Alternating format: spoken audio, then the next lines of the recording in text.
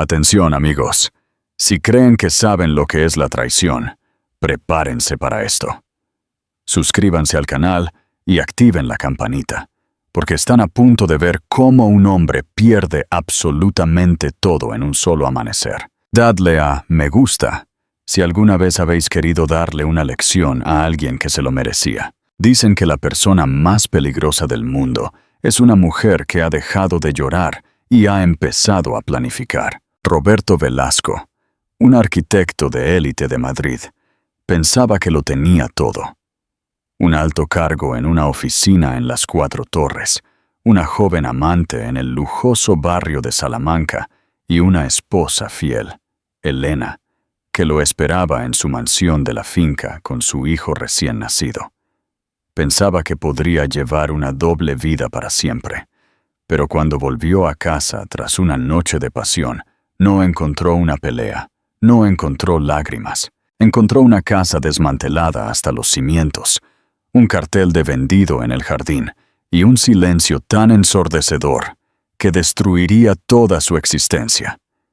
Esta es la historia de cómo un hombre perdió su imperio en un solo amanecer, y porque nunca hay que subestimar el instinto de una madre. El reloj digital del salpicadero del Mercedes GLE emitía un suave brillo azul neón, 04:12 de la madrugada. Roberto Velasco apagó el motor, permitiendo que el silencio de la exclusiva urbanización de la finca, en Pozuelo, lo envolviera. Su camisa aún olía ligeramente al perfume de Vanessa, un aroma empalagoso de vainilla y jazmín caro que se adhería a su piel como una segunda capa de culpa. Se frotó la cara, intentando ocultar el agotamiento. Le había dicho a su esposa, Elena, que la fusión con una constructora de Barcelona se había retrasado, lo que requería toda una noche de trabajo en la oficina. Era la mentira más vieja del mundo, pero Roberto era lo suficientemente arrogante como para creer que él la había inventado. Cogió su maletín, ensayando la sonrisa cansada que utilizaría si Elena estuviera despierta, dando el pecho al bebé. Noche dura, cariño. Los socios fueron implacables. ¿Cómo está el pequeño Leo? Caminó por el sendero de piedra hacia su mansión de estilo neoclásico. El orgullo de su vida. Había comprado esta casa hace 3 años, cuando su estudio de arquitectura finalmente alcanzó la marca de beneficios de 7 cifras. Era su castillo. Metió la llave en la cerradura. No giró. Roberto frunció el ceño, sacudiéndola. ¡Qué demonios! Sacó la llave, la revisó y probó de nuevo. No se movía. Un repentino destello de irritación le pinchó en el pecho. ¿Había cambiado Elena las cerraduras? ¿Era esta una reacción mezquina por haberse perdido la cena la semana pasada? Se dirigió hacia el lateral de la casa, con la intención de entrar por el garaje, pero se detuvo en seco. La luz de la luna iluminaba el jardín delantero, destacando un poste de madera que no estaba allí cuando se fue ayer por la mañana. Era un cartel de una inmobiliaria de lujo. Una cinta roja estaba pegada en diagonal, con letras grandes y agresivas. Vendido. Roberto parpadeó, seguro de que estaba alucinando por la falta de sueño. Se salió del camino y caminó por el césped, sus zapatos de cuero italiano hundiéndose en la tierra húmeda. Tocó el cartel. Era real. Madera fría. Vinilo. Un pánico frío y agudo atravesó su confusión. Corrió hacia el gran ventanal del salón y pegó las manos al cristal para mirar dentro. La habitación estaba vacía. No simplemente ordenada. Vacía. El sofá seccional de terciopelo hecho a medida había desaparecido. La mesa de centro de roble antiguo. El piano de cola que tocaba en Navidad. Desaparecidos. Las paredes estaban desnudas, despojadas de la colección de arte que había tardado 5 años en reunir. Incluso las cortinas habían sido retiradas, dejando las ventanas como ojos vacíos y esqueléticos que lo miraban fijamente. Elena, susurró con voz quebrada, corrió hacia la puerta trasera. Cerrada. Agarró una piedra del jardín y sin pensar en las consecuencias, rompió el panel de cristal de las puertas francesas. El sonido del vidrio rompiéndose rasgó la tranquilidad del vecindario, pero no le importó. Metió la mano, abrió el pestillo y entró tropezando en la cocina. El eco de sus propios pasos era aterrador. La isla de la cocina, normalmente llena de biberones, correo y el té de hierbas de Elena, estaba inmaculada. La puerta del frigorífico estaba ligeramente entreabierta, la luz apagada, los estantes vacíos. Corrió escaleras arriba, el corazón golpeando contra sus costillas como un pájaro atrapado. ¡Elena! ¡Leo! Gritó e irrumpió en el dormitorio principal. La cama king size había desaparecido. La puerta del vestidor estaba abierta, revelando estantes vacíos. Sus trajes, sus relojes, sus zapatos, todo había desaparecido, como si él nunca hubiera vivido allí. Pero el verdadero horror le esperaba en la habitación del bebé. Corrió por el pasillo hacia la habitación pintada de un suave color salvia. Abrió la puerta, preparándose para escuchar el suave arrullo de su hijo de 3 meses. Leo. La habitación era un vacío. La cuna había desaparecido. La mecedora donde Elena pasaba horas amamantando había desaparecido. El cambiador, el cubo de pañales, el móvil con estrellas giratorias. Todo se había evaporado. En el centro de la habitación, sobre la alfombra de felpa que era lo único que quedaba, yacía un objeto pequeño y solitario. Era la factura de su teléfono móvil. Roberto caminó hacia ella con las piernas temblorosas. La levantó. No era la factura en sí. No. Era el desglose de su registro de llamadas de los últimos 6 meses. Resaltados con un marcador amarillo neón, había cientos de llamadas y mensajes a un solo número. Vanessa. Y adjunta al papel había una nota escrita a mano. La letra era elegante, afilada e inconfundiblemente de Elena. La fusión no se retrasó, Roberto, pero tu tiempo sí. La casa está vendida, los activos liquidados, las cerraduras cambiadas. No nos busques. Estabas demasiado ocupado mirándola a ella para notar que yo estaba haciendo las maletas. Roberto dejó caer el papel. El silencio en la casa ya no era pacífico. Era una tumba.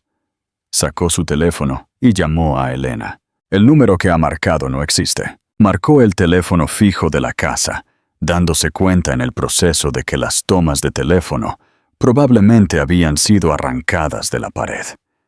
Marcó el número de su abogado, Arturo Pérez. Sonaron 4 tonos antes de que una voz somnolienta respondiera. «Roberto, son las 4 de la mañana. Arturo, ¿dónde está mi mujer?», gritó Roberto, paseando por la habitación vacía del bebé. «¿Dónde está mi hijo? La casa está vacía. Hay un cartel de vendido en el jardín. No hay nada». Hubo una larga pausa al otro lado de la línea. Cuando Arturo volvió a hablar, no había en su voz la habitual calidez amistosa. Era frío, profesional y carente de empatía. Ella activó la cláusula, Roberto. Firmaste un acuerdo prematrimonial hace 2 años, cuando abriste la firma. ¿Recuerdas? La cláusula de fidelidad. Eso era solo jerga legal.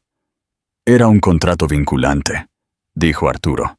La prueba de infidelidad conlleva la transferencia inmediata de los bienes conyugales a la parte agraviada para asegurar el bienestar del menor. Ella me envió las pruebas ayer por la mañana. Fotografías, mensajes, recibos de hoteles. Es irrefutable. ¿Le permitiste vender mi casa?, rugió Roberto, con las venas del cuello hinchadas. No era tu casa, Roberto, dijo Arturo tranquilamente. Técnicamente, la titularidad estaba a su nombre, debido a la responsabilidad civil de tu negocio. La vendió a un comprador en efectivo ayer por la tarde. Los fondos ya están en el extranjero. Arturo, tienes que parar esto. Voy a tu oficina. No lo hagas, dijo Arturo. Ya no te represento. Represento a Elena. Y Roberto, si intentas acercarte a ella o a Leo sin una orden judicial, ella tiene lista una orden de alejamiento. Adiós. La línea se cortó. Roberto cayó de rodillas en el centro de la oscura y vacía habitación del bebé. El olor a pintura fresca y polvos de talco había desaparecido, reemplazado por el aire rancio y polvoriento del abandono. Se derrumbó. El marcador en la factura del teléfono brillaba a la luz de la luna. No tenía hogar. Estaba solo. Y el sol comenzaba a salir. Pregunta clave para vosotros. ¿Creéis que Roberto merecía perder su casa y su dinero de esta manera tan fulminante? ¿O el castigo de Elena fue demasiado severo? Dejad vuestra opinión en los comentarios. Para entender cómo una mujer vacía una mansión de 500 metros cuadrados en 12 horas, hay que entender a Elena Velasco. Elena no era solo una ama de casa, aunque Roberto a menudo la trataba como tal. Antes de que naciera Leo, ella era gerente de logística en un conglomerado naviero global. Sabía cómo mover cosas, sabía cómo organizar el caos, y lo más importante, sabía cómo detectar una discrepancia en un albarán. Hace 6 meses, Elena estaba haciendo la colada. Roberto había dejado su chaqueta en una silla. Descuidado. Se estaba volviendo arrogante. Ella encontró un recibo en el bolsillo. No era de un hotel o una cena. Era un recibo por una pulsera de tenis de diamantes. Elena no tenía una pulsera de tenis. No gritó. No lanzó un jarrón al otro lado de la habitación. Sintió un sabor metálico y frío en la boca, como si estuviera chupando una moneda de cobre. Dejó el recibo exactamente donde lo encontró. Esa noche, cocinó su risotto favorito. Escuchó cómo se quejaba de los socios de la firma. Sonrió. Le dio un beso de buenas noches. Y luego, mientras él dormía, desbloqueó su teléfono. Había cambiado la contraseña, pero Roberto era un animal de costumbres. Usó su año de nacimiento, 1984. Encontró los mensajes, a Vanessa, las fotos, las promesas que le hacía a esa becaria de 24 años sobre dejar atrás su aburrida vida. Elena descargó todo. Envió los archivos por correo electrónico a una cuenta segura y encriptada. Luego volvió a dejar el teléfono. A la mañana siguiente no montó una escena. Comenzó lo que los psicólogos llaman el método de la piedra gris, pero con un giro. Se convirtió en la esposa perfecta y comprensiva, mientras cortaba simultáneamente cada hilo que los unía. Visitó a Arturo Pérez, el abogado de la familia. Arturo era amigo del padre de Roberto, pero tenía debilidad por Elena. Además, Arturo era un hombre de leyes, y el contrato prematrimonial que Roberto había firmado, riéndose y diciendo que ella nunca tendría que preocuparse por él, era brutal. Si aprieto el gatillo, le advirtió Arturo, mirándola por encima de las gafas en su despacho, revestido de caoba. Esto tiene que ser un ataque nuclear, Elena. Si dejas una rendija en la puerta, él se colará.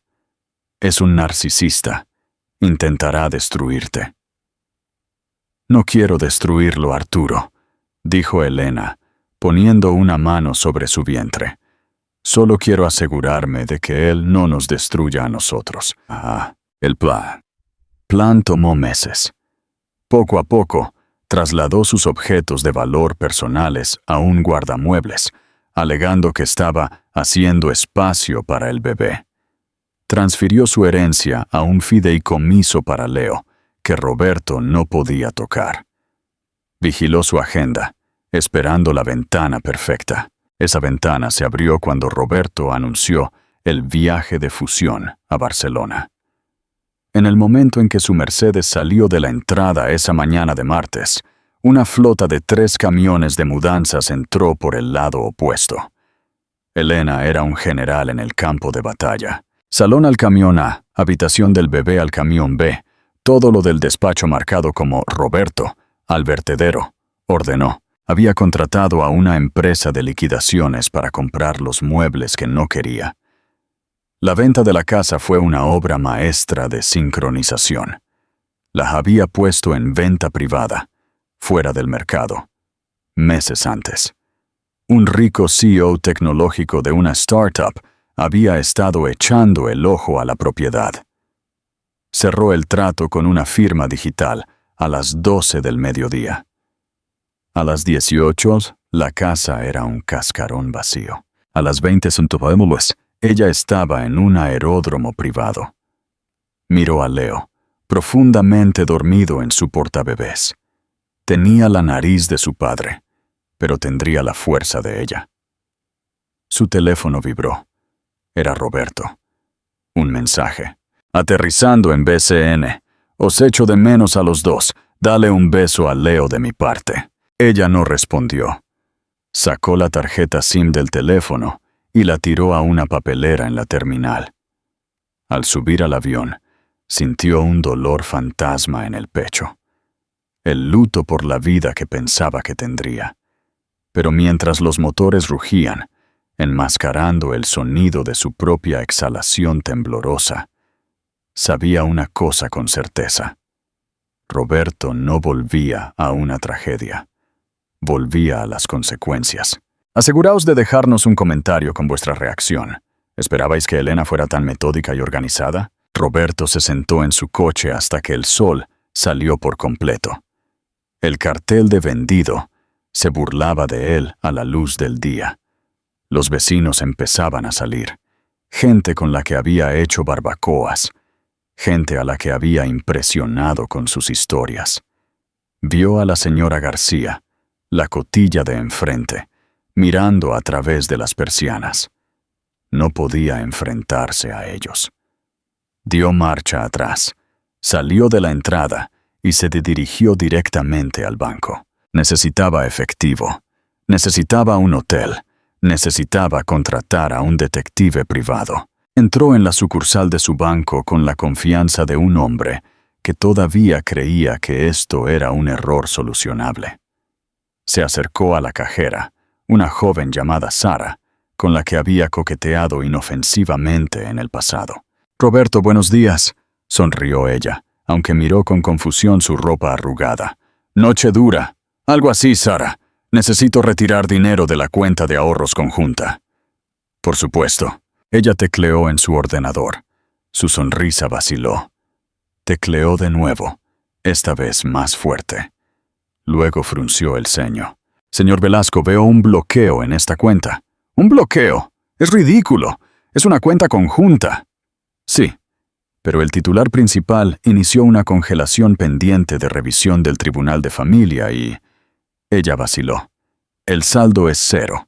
«¡Cero!», gritó Roberto. El guardia de seguridad de la puerta dio un paso adelante. «Ingresamos un cheque de bonificación de 50.000 euros la semana pasada. Fue transferido ayer, señor, a una cuenta fiduciaria. Como es una cuenta conjunta, cualquiera de las partes puede mover los fondos». Roberto sintió que la sangre se le iba de la cara. «Comprueba la cuenta de la empresa». «Velasco Arquitectos». Sara parecía incómoda. «No puedo acceder a ella, señor. Usted figura como apoderado, no como titular. La empresa está registrada bajo el fideicomiso familiar Velasco». El fideicomiso. El fideicomiso que el padre de Elena había creado para ellos cuando se casaron, para proteger los activos familiares. Roberto siempre asumió que él lo controlaba. Había firmado los papeles sin leerlos detenidamente, demasiado ocupado bebiendo whisky con su suegro. Había sido un invitado en su propia vida. «No tengo dinero», susurró Roberto. Tiene su cuenta corriente personal, ofreció Sara amablemente. Saldo: 500 euros. ¿500 euros? Con eso no puedo pagar ni una noche en un buen hotel. Salió furioso del banco, con las manos temblando. Se subió al coche y golpeó el volante. Necesitaba un aliado. Necesitaba a alguien de su lado. Marcó el número de Vanessa. «Hola, guapo», ronroneó ella. «¿Ya has vuelto de Barcelona? Pensé que estabas atrapado en reuniones». «Nunca fui a Barcelona», ladró Roberto. «Estaba en tu casa. ¿Recuerdas?» «Oh, qué genio. ¿Qué pasa?» «Elena lo sabe todo. Ha vaciado la casa, se ha llevado al niño, ha congelado las cuentas». Un silencio cayó sobre la línea. Un silencio largo y calculador. «¿Ha congelado las cuentas?», preguntó Vanessa, su voz perdiendo su tono seductor. «Tipo, todo». «Sí, estoy bloqueado en todas partes. Necesito ir para allá. Necesito quedarme en algún sitio hasta que solucione esto con los abogados». Roberto», dijo Vanessa, el sonido de un encendedor chasqueando de fondo. «Eso es muy estresante. Pero la cosa es que mi casero viene hoy a hacer una inspección y mi hermana se queda en el sofá. Vanessa, no tengo a dónde ir. Te compré ese collar de Cartier la semana pasada». «Y te dije gracias», respondió ella bruscamente. «Mira, Roberto, yo no me meto en dramas. Esposas, abogados, activos congelados. Eso suena a problema tuyo. Llámame cuando recuperes tu tarjeta Black». «¡Vanessa! ¡Vanessa!». Clic. Ella colgó. Roberto miró el teléfono. La traición dolía. Pero no era nada comparado con el horror naciente de su realidad. Ya no era el poderoso arquitecto Roberto Velasco. Era un hombre con un depósito de gasolina, 500 euros y un traje que llevaba puesto 24 horas. Se miró en el espejo retrovisor, ojos inyectados en sangre. Su barba de 3 días ya mostraba canas. «Bien, Elena», le gruñó a su reflejo. «¿Quieres guerra? La tendrás». Pero no sabía dónde estaba el campo de batalla. El viaje a la oficina fue un borrón de adrenalina y negación. Velasco y Asociados estaba ubicada en un elegante edificio con fachada de cristal en la zona de Asetia, un edificio que el propio Roberto había diseñado. Era la manifestación física de su ego. Ángulos agudos, altura imponente y un aspecto intimidantemente moderno. Aparcó el Mercedes en su plaza reservada. CEO y fundador rezaba la placa. La tocó para tranquilizarse. Elena podía llevarse la casa, podía llevarse al niño, pero no podía llevarse esto. Este era su genio, su capital de sudor. Se alisó la camisa arrugada, se pasó una mano por el pelo y entró en el vestíbulo. Necesitaba irradiar poder. Necesitaba parecer un hombre que lidia con un pequeño contratiempo doméstico, no un hombre cuya vida acaba de ser detonada. La recepcionista, una chica joven llamada Clara, que normalmente lo saludaba con un brillante «Buenos días, señor Velasco», no levantó la vista. Tecleaba furiosamente, encorvada de hombros. «Clara», ladró Roberto al pasar por su mesa. «Ponme con Julián y tráeme un café solo. Estaré en mi despacho». «Señor Velasco», dijo Clara con voz temblorosa. Finalmente levantó la vista. Tenía los ojos rojos. Su tarjeta de acceso no funcionará para la suite ejecutiva. Roberto se detuvo, girándose lentamente. «¿Perdón?» «El señor Julián ordenó a seguridad cambiar los códigos de acceso hace 1 hora. Dijo que debía esperar en la sala de conferencias, la de cristal, junto a la entrada, la pecera. Así la llamaban, donde ponían a los socios junior cuando los amonestaban. Que Julián baje, ahora mismo. Roberto no esperó. Se dirigió a las puertas de cristal del ala ejecutiva y puso su tarjeta en el lector. Una luz roja y dura parpadeó. Acceso denegado. Pateó la puerta. Julián, abre esta maldita puerta. La pesada puerta de roble al final del pasillo se abrió. Julián, su socio comercial, durante 10 años, salió. Julián era un hombre de pocas palabras, el ingeniero estructural que hacía que las visiones artísticas de Roberto se mantuvieran en pie contra la gravedad. Normalmente iba desaliñado, cubierto de polvo de tiza o planos. Hoy llevaba traje. Caminó hasta la puerta de cristal, pero no la abrió. Se quedó al otro lado, mirando a Roberto como se mira a un animal rabioso en una jaula. «Ábrela, Julián», advirtió Roberto en voz baja.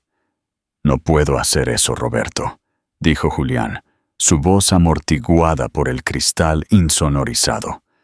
Presionó un botón en el intercomunicador para que pudieran hablar. La Junta convocó una reunión de emergencia a las 6 de la mañana. Votamos. La Junta. Yo soy la Junta. Poseo el 51% de esta firma. Tú poseías el 49%, corrigió Roberto. Pero pignoraste el 20% de tus acciones el año pasado para cubrir deudas de juego en Mónaco. ¿Recuerdas? Pensaste que nadie lo sabía. Roberto se congeló. No se lo había contado a nadie. El otro 31% está en el fideicomiso familiar Velasco, continuó Julián, sacando una carpeta de debajo del brazo, que, desde esta mañana, está congelado debido a litigios pendientes por bajeza moral grave. ¿Bajeza moral? Roberto se rió. Un sonido histérico. Tuve una aventura, Julián. La mitad de los clientes con los que trabajamos tienen amantes. ¿Desde cuándo esto es una iglesia? Se convirtió en un problema, dijo Julián con mirada dura, cuando cargaste los gastos de tu amante a la cuenta del grupo Miller. El hotel en Barcelona, las joyas, lo registraste como relaciones con clientes. Eso es malversación, Roberto. Eso es fraude. Roberto sintió que el suelo desaparecía bajo sus pies. Lo había hecho. Había sido descuidado. Pensaba que era intocable. Elena, susurró Roberto. Ella te envió los libros. Ella nos envió todo, confirmó Julián. Y se lo envió al grupo Miller. Retiraron el contrato hace 1 hora. Era un proyecto de 4 millones de euros, Roberto. Se ha ido. Estamos haciendo control de daños. Seguridad viene para escoltarte fuera. No puedes hacerme esto. Yo construí esto, gritó Roberto, golpeando el cristal con el puño. Tú diseñaste la fachada, Roberto, dijo Julián dándole la espalda. Pero los cimientos estaban podridos. 2 guardias de seguridad corpulentos aparecieron detrás de Roberto. Uno de ellos sostenía una caja de cartón. Señor Velasco, dijo el guardia, ofreciendo la caja. Sus efectos personales del escritorio. Por favor, acompáñenos. Roberto miró dentro de la caja. Un marco con una foto de él y Elena. El día de su boda yacía boca abajo sobre una grapadora y una pelota antiestrés. Lo sacaron de su propio edificio, a través del vestíbulo donde los becarios miraban y susurraban, y lo dejaron en la acera. Empezó a llover de nuevo. Caminó hacia su coche tirando la caja en el asiento del copiloto. Intentó arrancar el motor. Tosió y murió. Miró el panel de instrumentos. Inmovilización remota activa. Contacte con la agencia de leasing. No, gimió Roberto golpeando el volante. No, no, no. El leasing estaba a nombre de la empresa. Julián había desactivado el coche. Roberto Velasco, arquitecto del horizonte urbano, estaba sentado en un SUV de lujo bloqueado bajo la lluvia torrencial, abrazando una caja de material de oficina. Sin casa, sin trabajo, sin dinero, y sin forma de moverse. Soltó un grito primario que fue absorbido por el ruido indiferente de la ciudad. Luego agarró la foto de boda, rompió el cristal contra el salpicadero y lloró. El hostal El Sol era un nombre inapropiado.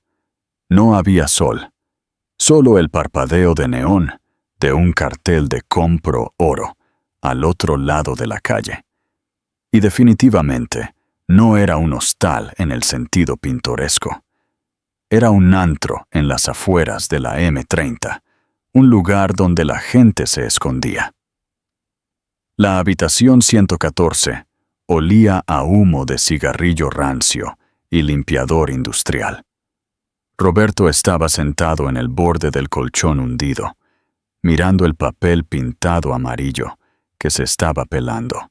Habían pasado 2 semanas. Había vendido el reloj Patek Philippe por 4.000 euros, una fracción de su valor, a un joyero dudoso que sabía que Roberto estaba desesperado. Ese dinero era su salvavidas. Los primeros 3 días los pasó emborrachándose con whisky barato, revolcándose en una mezcla tóxica de autocompasión y rabia. Redactó cientos de mensajes para Elena, desde súplicas de perdón hasta amenazas violentas. No envió ninguno, porque su número seguía muerto. Intentó ir a la policía para denunciar un secuestro. «Es su madre, señor», dijo el agente de guardia, mirando con desdén la cara sin afeitar y el traje arrugado de Roberto. «Y no tienen un acuerdo de custodia vigente. Ella tiene todo el derecho a viajar con el niño, a menos que tenga pruebas de que lo está poniendo en peligro». Roberto no tenía nada. Al 4.º día, la resaca desapareció. La rabia se cristalizó en un propósito frío y duro. Ya no quería perdón.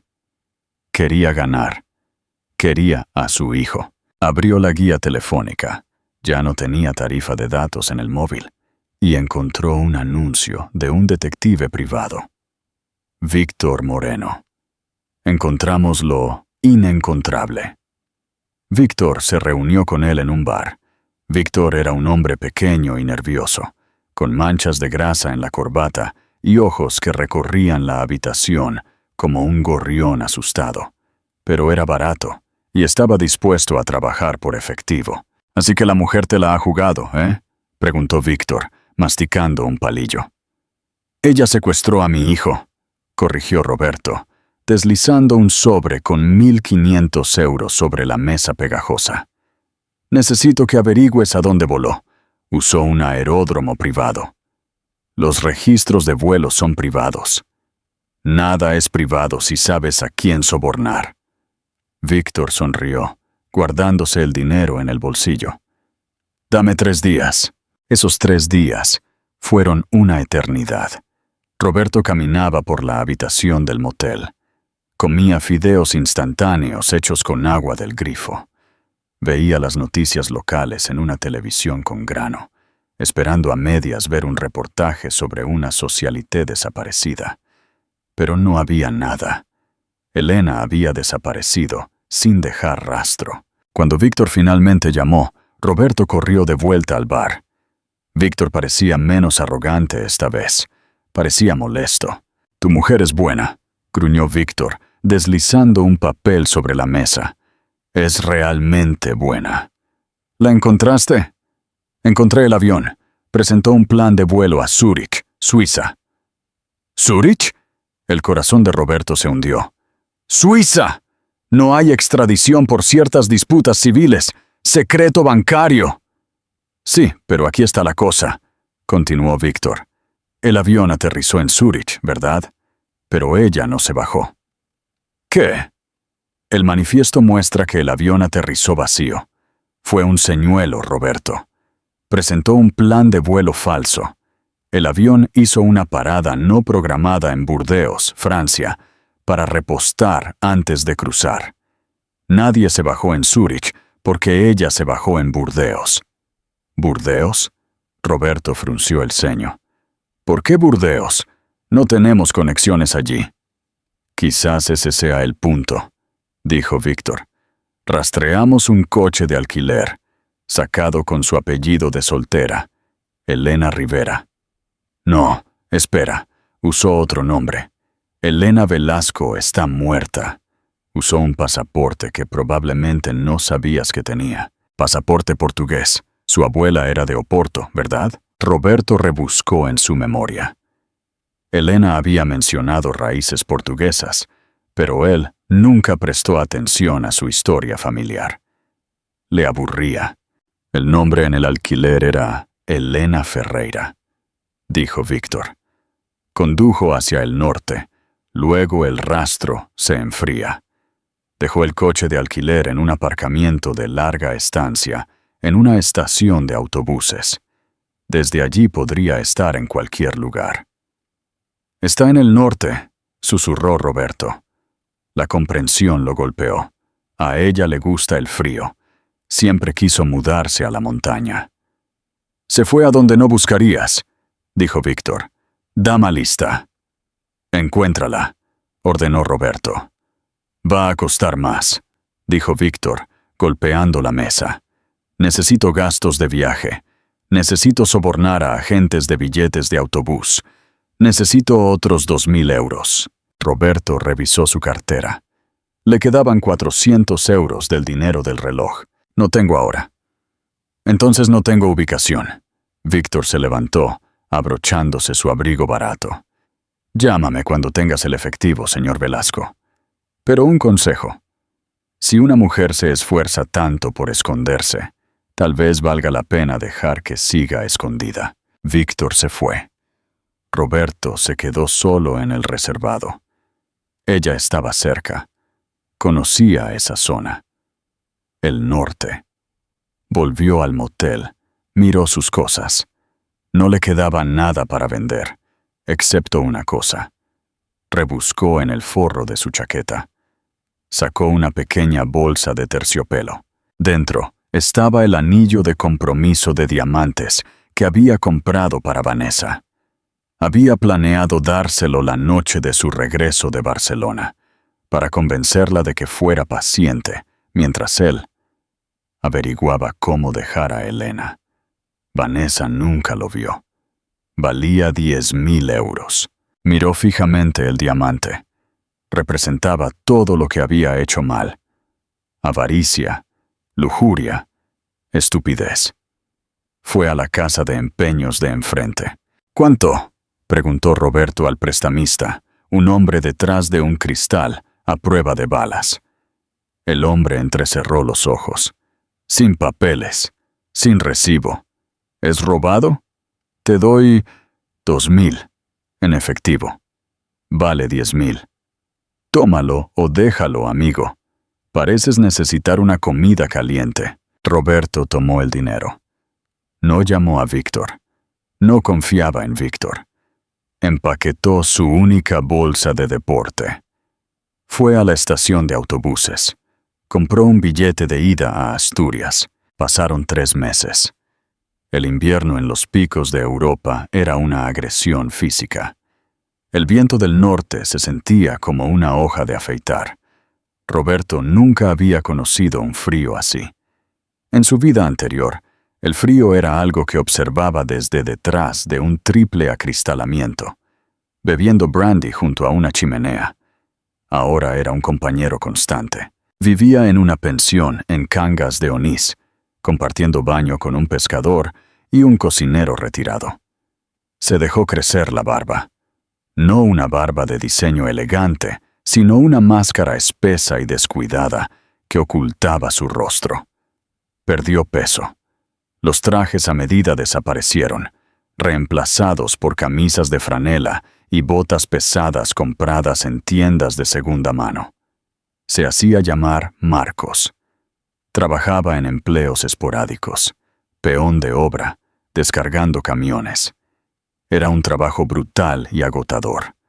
Sus manos de arquitecto, acostumbradas a sostener lápices finos, ahora estaban llenas de ampollas y callos. Pero el dolor físico distraía de la agonía mental. Cada noche se sentaba en la biblioteca local, usando el ordenador público gratuito. Se convirtió en un cazador de fantasmas digital. Escaneaba listados de propiedades en cada pequeño pueblo del norte. Buscaba ventas de propiedades que coincidieran con el patrón de Elena. Compras en efectivo, cierres rápidos, ubicaciones aisladas. Buscaba a Elena Ferreira. Nada. Buscaba anuncios de nacimiento. Nada. Estaba perdiendo la esperanza. Quizás Víctor se equivocó. Quizás ella realmente estaba en Zúrich. Quizás estaba en el sur. Entonces, un martes de noviembre, cometió un error que se convirtió en un milagro. Estaba mirando un blog comunitario local de un pueblo llamado Ponga. Era una zona montañosa, desolada en invierno. El blog cubría una feria de artesanía local. Desplazaba imágenes de mermelada casera y bufandas de punto, con los ojos vidriosos. Entonces se detuvo. Foto número 42. En el fondo de una foto enfocada en una mujer vendiendo velas de cera de abeja, había una figura alejándose de la cámara. Una mujer con un grueso abrigo de lana gris. Empujaba un cochecito. No era su cara. No podía ver su cara. Era la bufanda. Era una bufanda distintiva. Cachemir, con un patrón de tartán específico.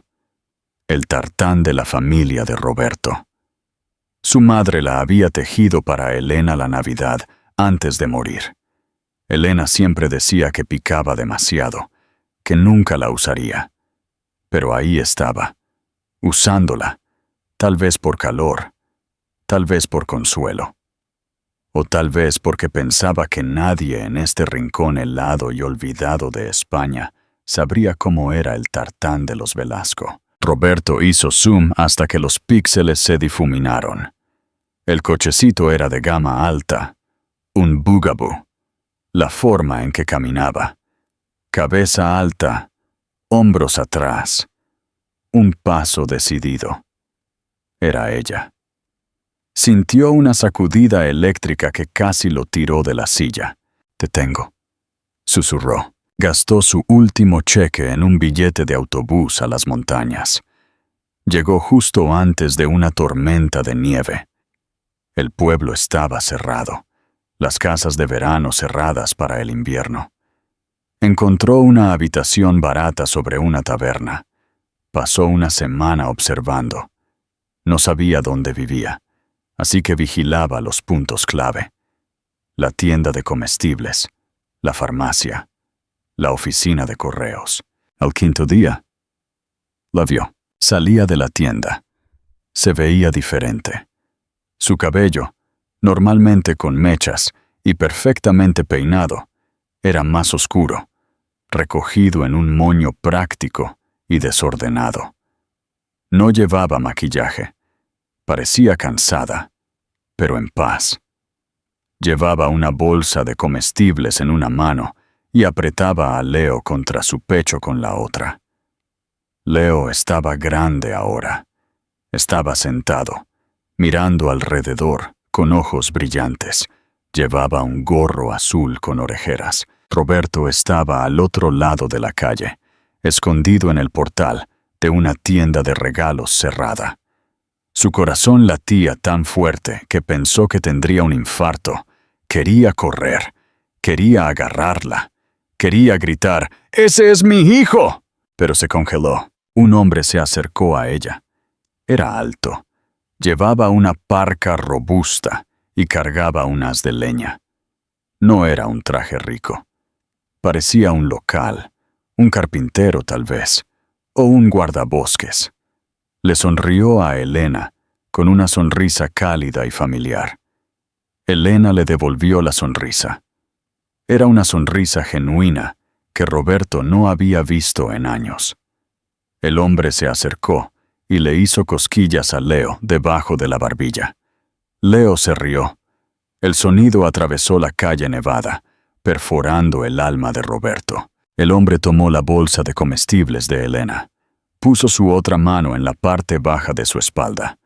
Caminaron juntos hacia un Subaru Forester abollado aparcado en la acera. Roberto sintió náuseas, tan fuertes que tuvo que apoyarse en la pared de ladrillo. ¿Quién era él? Solo habían pasado 4 meses. ¿Ya lo había reemplazado? Se coló un pensamiento más oscuro. Ella había planeado esta parte también. ¿Era este hombre parte del plan de escape? Roberto vio cómo se alejaban. Memorizó la matrícula. Ya no luchaba solo por su hijo. Luchaba contra el fantasma de una vida que ni siquiera sabía que ella tenía. Se subió el cuello contra la nieve. No se enfrentaría a ella en la calle. Eso era imprudente. Eso era el viejo Roberto. El nuevo Roberto, forjado en el frío de Asturias, esperaría. Averiguaría dónde vivían y recuperaría lo que era suyo. Siguió las huellas de los neumáticos en la nieve fresca. Las huellas conducían a 8 kilómetros del pueblo, serpenteando por un camino forestal estrecho, rodeado de densos pinos cargados de nieve. El Subaru había luchado por subir la pendiente. Las rodadas dejaban cicatrices profundas y revueltas en el polvo blanco. Roberto caminó sobre ellas, sus botas resbalando en el hielo oculto debajo. El frío era un peso físico ahora. Le presionaba el pecho, haciendo que cada respiración fuera un esfuerzo. Pero el fuego vicioso en sus entrañas, una mezcla tóxica de rabia, derecho y un sentido retorcido de paternidad, lo mantenía en movimiento. Olió el humo de leña antes de ver la casa. No era una mansión. Era una cabaña. Una estructura de madera robusta, con un porche envolvente y una chimenea de piedra que enviaba humo gris al cielo crepuscular. Parecía cálida. Parecía un hogar. Roberto se agachó detrás de una pila de leña cubierta de nieve. Su aliento humeaba en el aire. Observó. A través de la gran ventana delantera, vio el resplandor dorado en el interior. Vio a Elena caminando de un lado a otro, meciendo a Leo. Parecía contenta. Parecía segura. Entonces la puerta trasera se abrió. El hombre, el de la tienda de comestibles, salió al porche. Llevaba una camisa de franela con las mangas remangadas, a pesar de la temperatura bajo cero.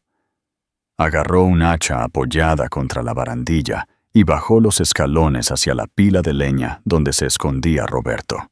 Roberto contuvo la respiración, pegándose al lado oscuro de los troncos. El hombre se detuvo a 3 metros. Puso un tronco en el bloque. ¡Crack!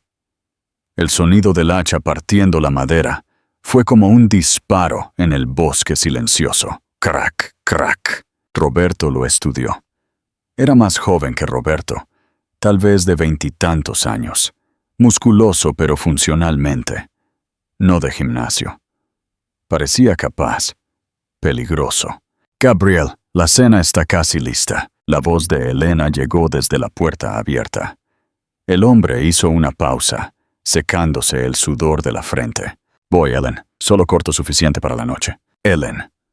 Un apodo, una familiaridad que hizo que Roberto rechinara los dientes. El hombre, Gabriel, recogió la leña y volvió a entrar, sacudiendo la nieve de sus botas. La puerta se cerró. El pestillo hizo clic. Roberto esperó. Necesitaba conocer el diseño. Rodeó la cabaña como un depredador. Encontró la caja de fusibles en el lateral de la casa. Una sonrisa cruel tocó sus labios agrietados. No quería simplemente llamar. Quería aterrorizar. Quería que sintieran una fracción de la impotencia que él sintió parado en su guardería vacía. Esperó a que la luz de la cocina se apagara y el brillo se moviera a la sala de estar. Se estaban acomodando. Roberto metió la mano en la caja de fusibles y tiró del interruptor principal. La cabaña se sumió en la oscuridad. Dentro, escuchó un grito ahogado. Luego la voz del hombre. Se ha ido la luz. Debe ser el viento. Iré a revisar el generador. Ten cuidado, dijo Elena. La puerta trasera se abrió de nuevo. El haz de una linterna cortó la nieve. Gabriel salió, dirigiéndose al cobertizo en el patio trasero donde probablemente estaba el generador. Es la hora. Mientras Gabriel estaba distraído en el patio trasero, Roberto se movió hacia la entrada delantera. Probó la puerta. Cerrada. Miró la ventana. No quería romperla y dejar entrar el frío a Leo. Algún instinto paternal retorcido todavía permanecía. Así que usó una tarjeta de crédito, caducada, el único plástico que le quedaba, para abrir el pestillo del viejo marco de madera. Era un truco que había aprendido de un contratista hace años, cuando se quedaron encerrados en una obra. El pestillo cedió. La puerta se abrió con un chirrido. Roberto entró. El calor lo golpeó primero. Olía a pino, canela y pollo asado. Olía a la vida que había tirado por un subidón barato en una habitación de hotel. «Gabriel», la voz de Elena llegó desde la oscuridad de la sala de estar. «¿Ya lo has arreglado?» Roberto no respondió. Cerró la puerta detrás de él y echó el cerrojo. Estaba de pie en el recibidor, el fuego de la chimenea proyectando largas sombras danzantes en su rostro. Elena estaba sentada en la alfombra frente al fuego.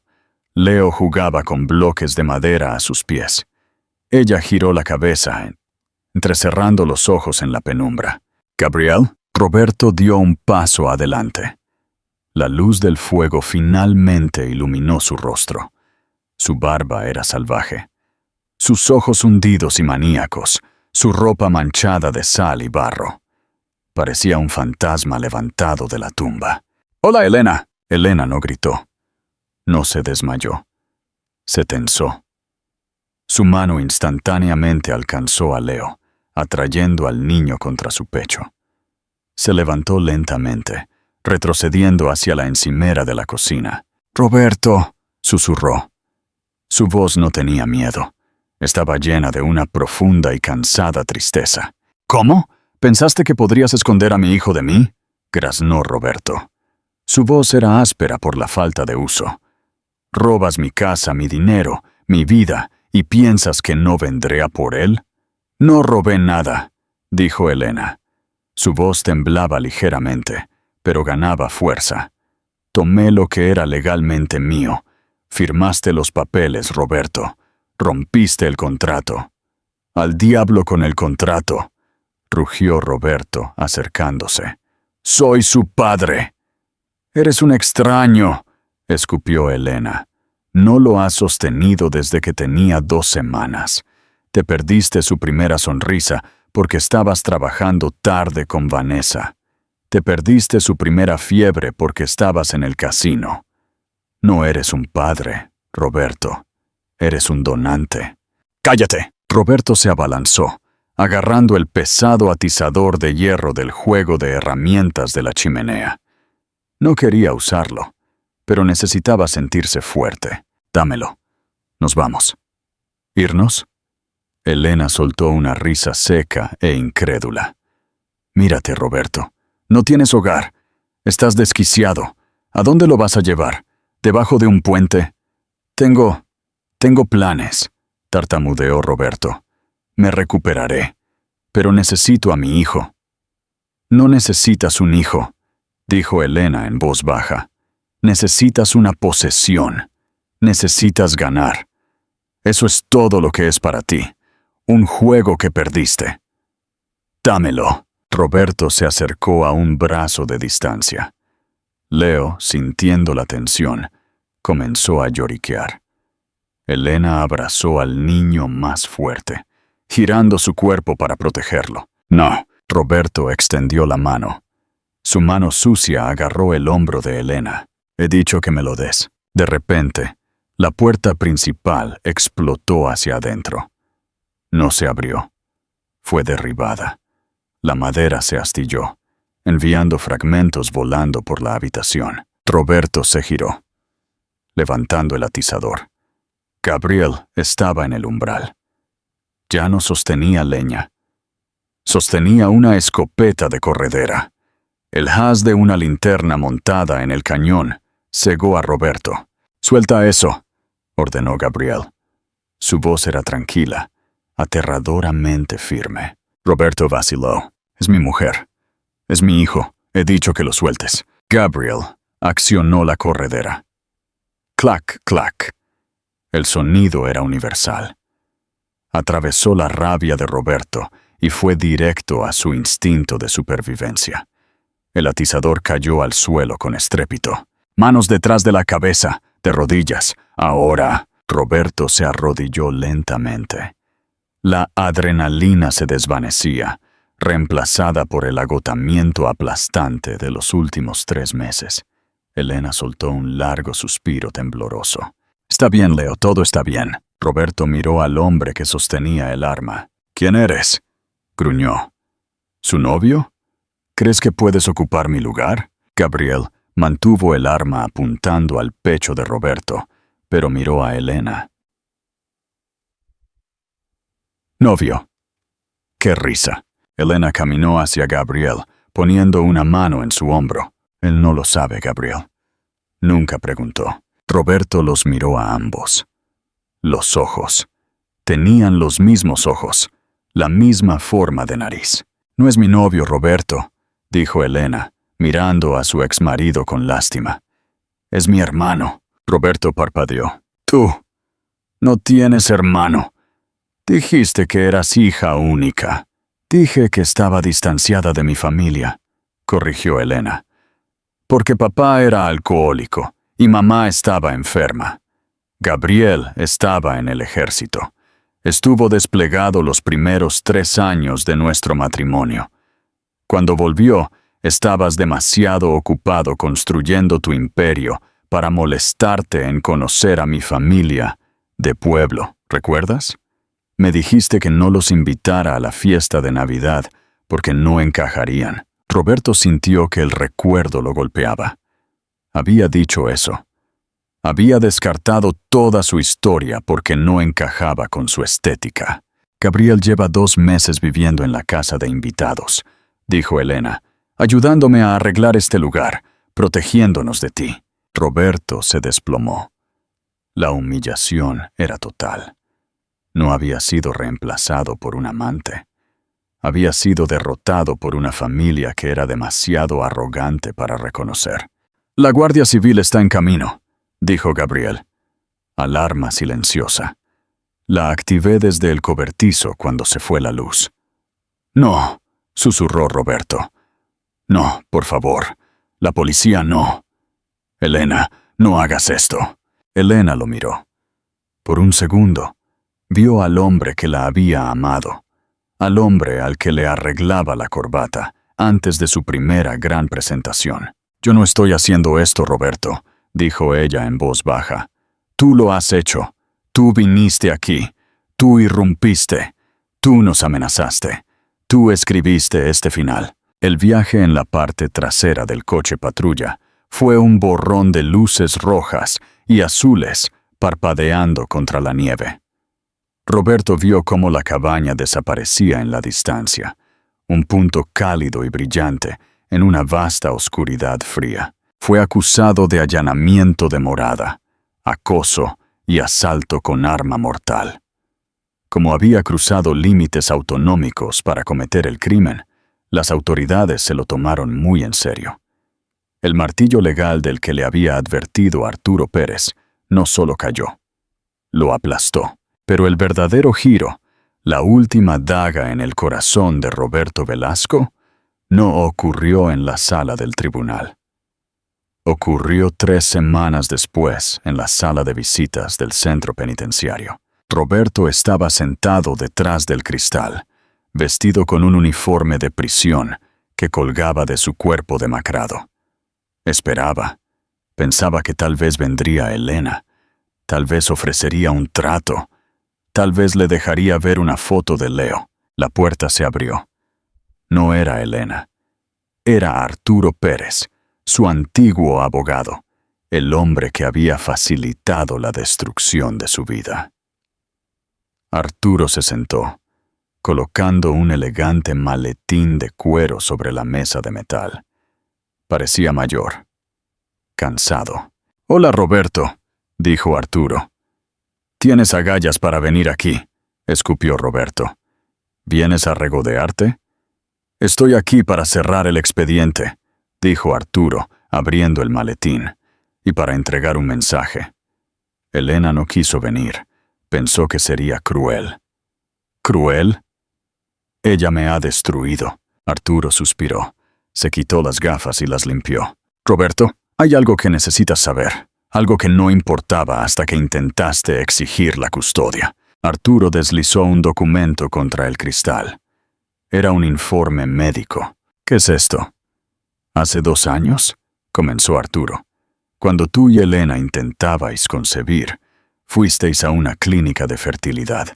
¿Recuerdas?». «Sí, hicimos pruebas. El médico dijo que estábamos bien». «El médico le dijo a Elena que ella estaba bien», corrigió Arturo. «A ti te dijo que tenías un conteo bajo, pero que era posible». Pero esa no era toda la verdad. Roberto miró el documento. La jerga médica era densa, pero la conclusión era clara. Diagnóstico: azospermia.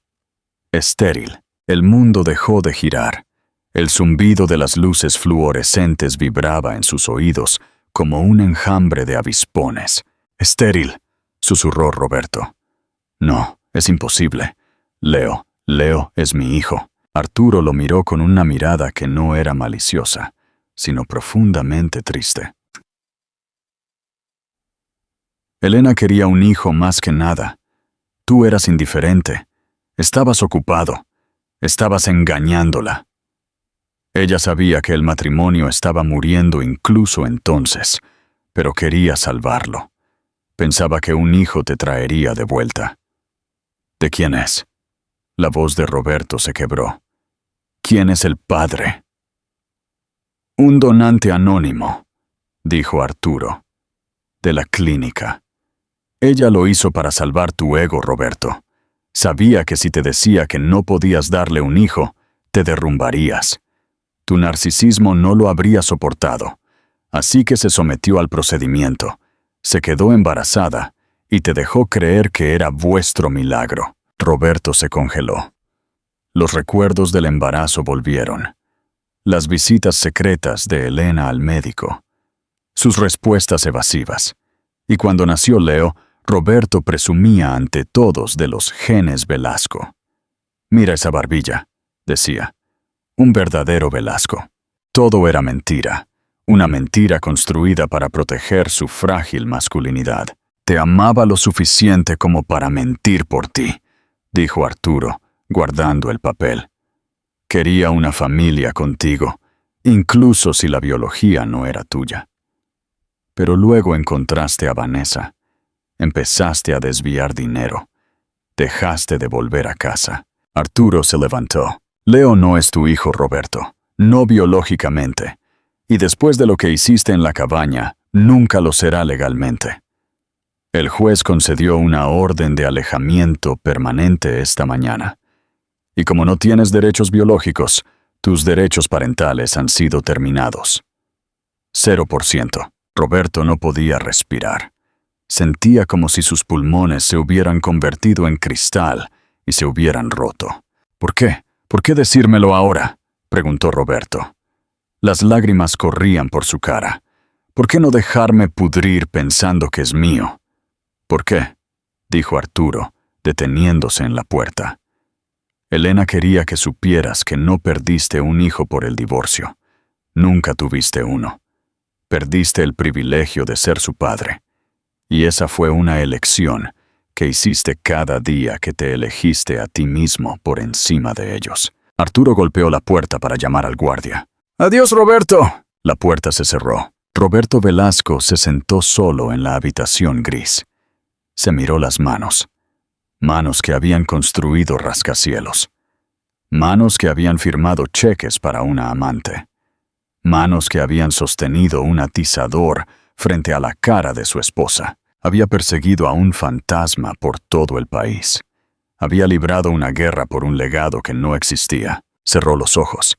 En la oscuridad de su mente, vio el cartel de vendido en el jardín por última vez. Ahora entendía que la casa no era lo único que se había vendido.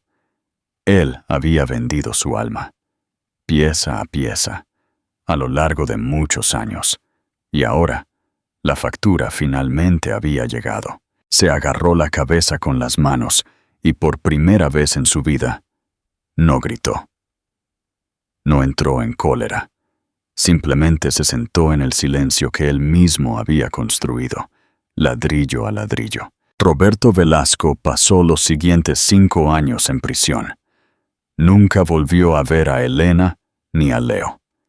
Elena se volvió a casar, con un hombre tranquilo, un maestro local de Asturias que le enseñó a Leo a pescar y a tratar a una mujer con respeto. Es una lección cruel, pero necesaria. Una casa está hecha de paredes y vigas, pero un hogar se construye sobre la confianza. Roberto pensaba que era el arquitecto de su vida, pero olvidó la regla más importante de la construcción. Si los cimientos están construidos sobre mentiras, el colapso es inevitable. Y a veces, las personas que creemos débiles simplemente están sosteniendo el peso de nuestros secretos, hasta que finalmente deciden soltarlos. Conclusión y llamada a la acción. ¿Qué pensáis? ¿Merecía Roberto perderlo absolutamente todo? ¿O el secreto de Elena sobre el bebé fue un golpe demasiado cruel? Dejad vuestra opinión en los comentarios y uníos a la discusión. Si os ha gustado esta historia sobre justicia y karma, por favor dadle al botón de me gusta. Realmente ayuda mucho al canal. Y lo más importante, no olvidéis suscribiros y darle a la campanita para no perderos nunca una historia. Gracias por ver y nos vemos en el próximo video.